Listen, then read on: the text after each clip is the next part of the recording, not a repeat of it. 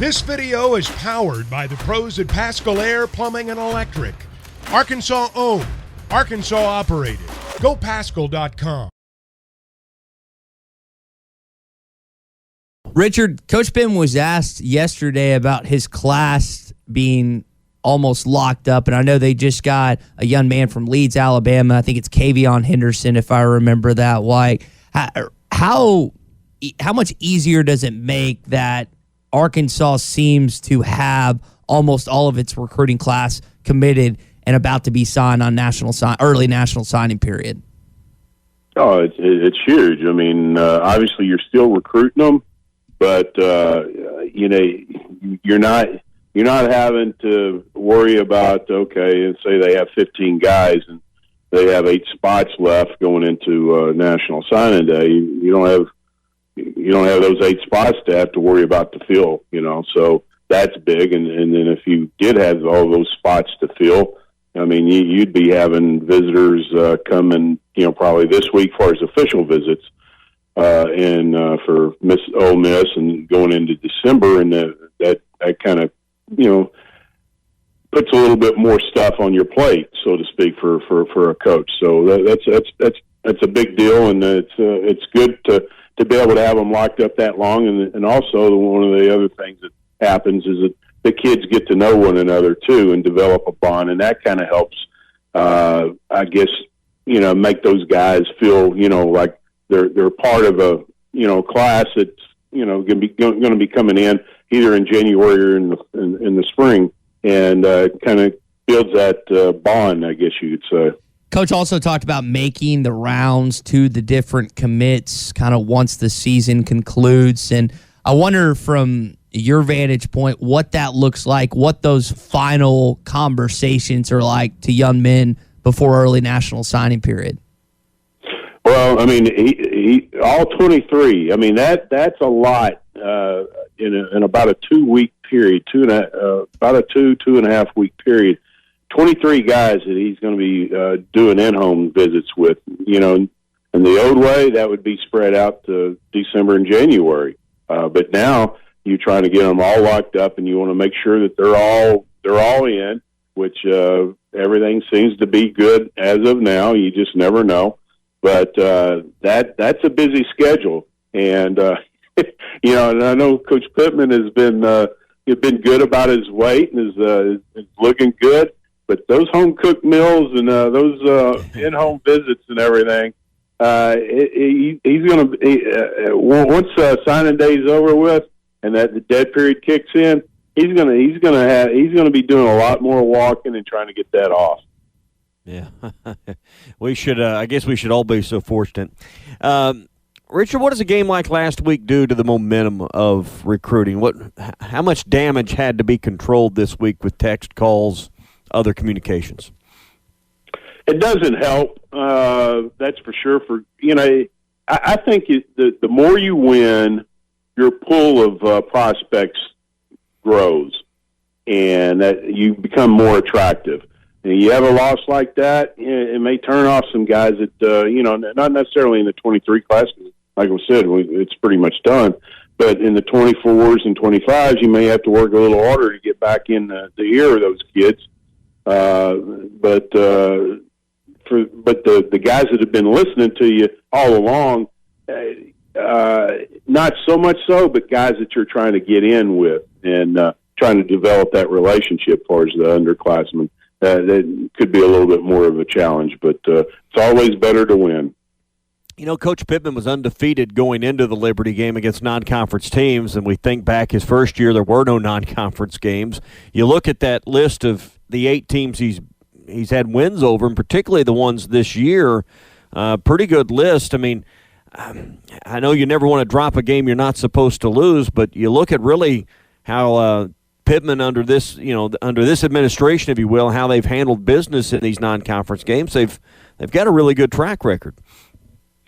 I made this comparison earlier this week.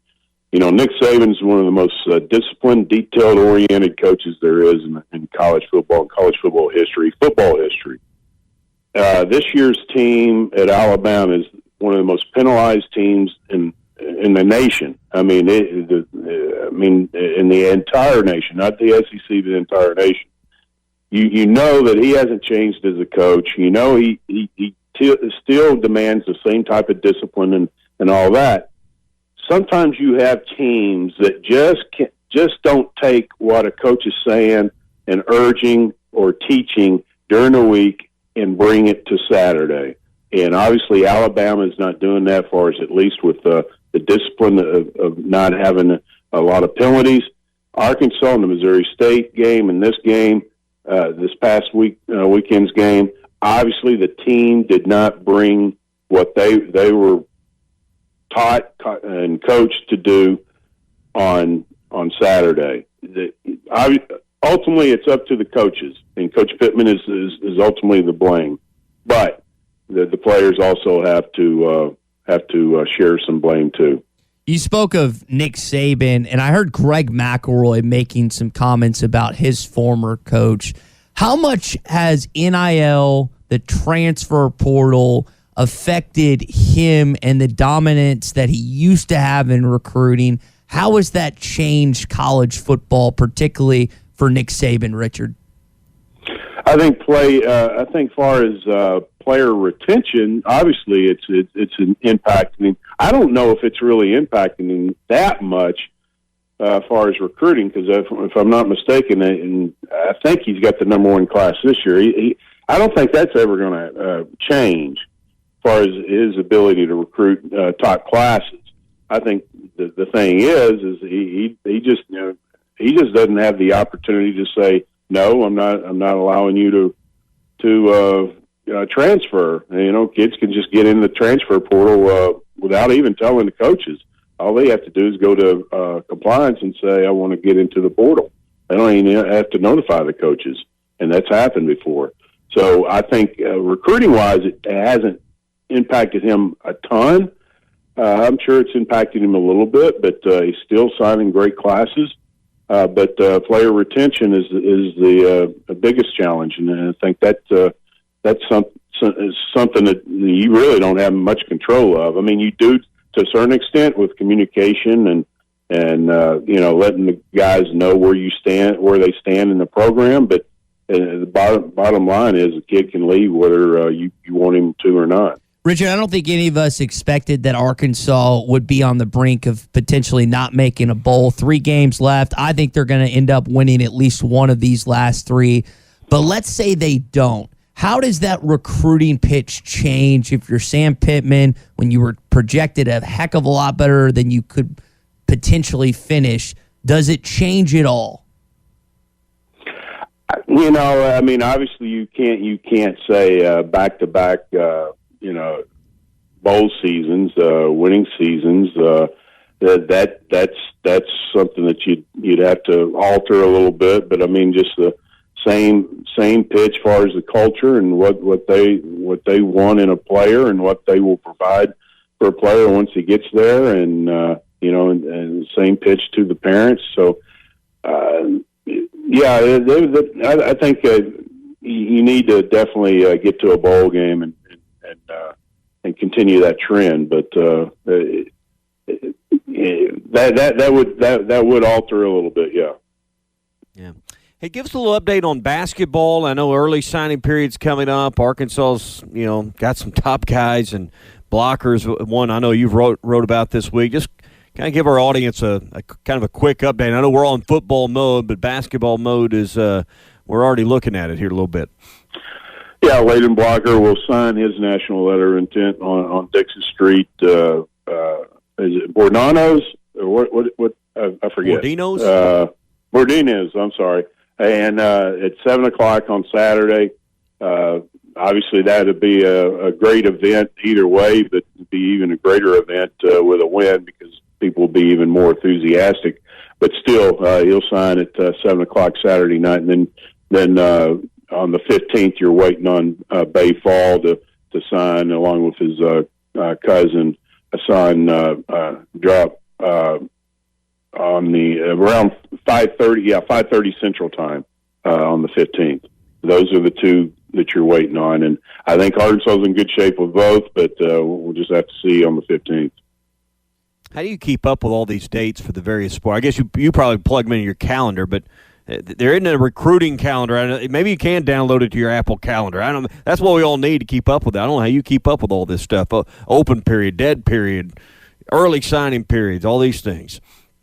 It can be a chat. Yeah, and I'll be honest with you, I have to look it up sometimes. As far as the contact periods, dead periods, and traditionally the dead period starts right after signing day. The early signing period, for football, goes a month from say middle of December to middle of January. That's a given, so that's easy to remember. But there's some of the others I definitely have to look up. Richard, last question here for me. Tom, if you got something else, let me know. When you think about where Arkansas basketball was in recruiting to where it is now and the caliber of players that are being brought in every single year, Layton's a 5-star, the guys at UDOP and Fall are both 5 stars. How much has that changed from not just one coaching staff to another, but really the last 2 decades? How much of a difference has it been?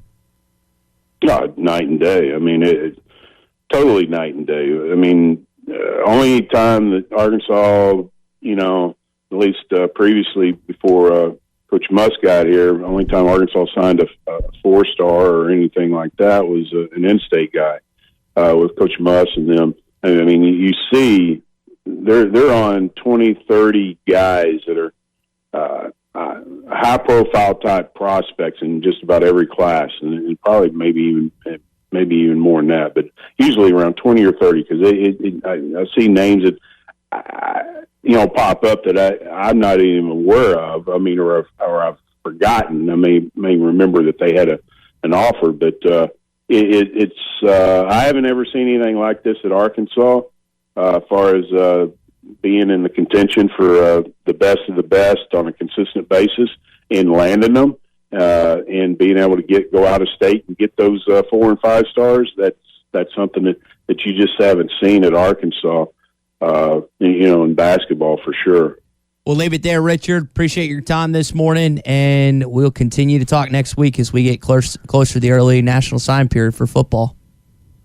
Sounds good, guys.